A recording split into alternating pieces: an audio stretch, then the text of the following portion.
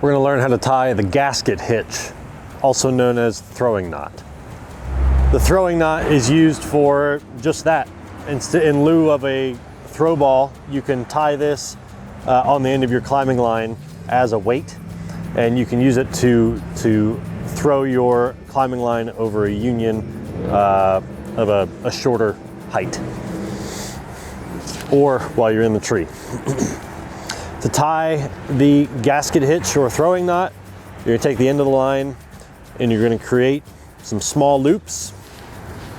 These can vary in length depending on how you want to tie it, but make sure it's nice and tidy.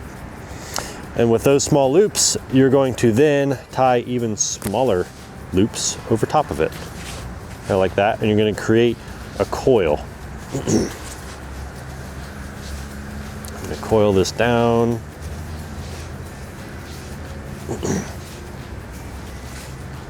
There's no right or wrong number of coils for this, but once you get down to the end, you're going to then take a bite out of the rope and you're going to tuck that bite up and through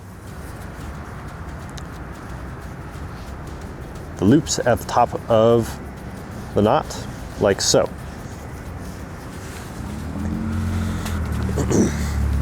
And then you have a choice that you can make.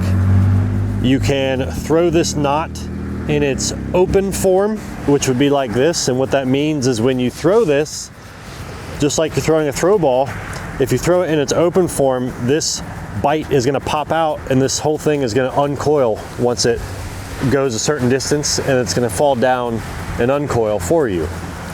Or if you're like myself, you're a little more conservative and you usually don't hit the throw on the first try, you can take that bite and then, just like a throw ball, wrap it all the way down and around itself to girth it and close or lock off the knot, like so.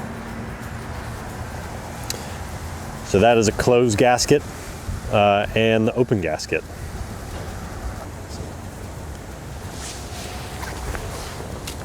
I don't know if you got all that, but maybe not.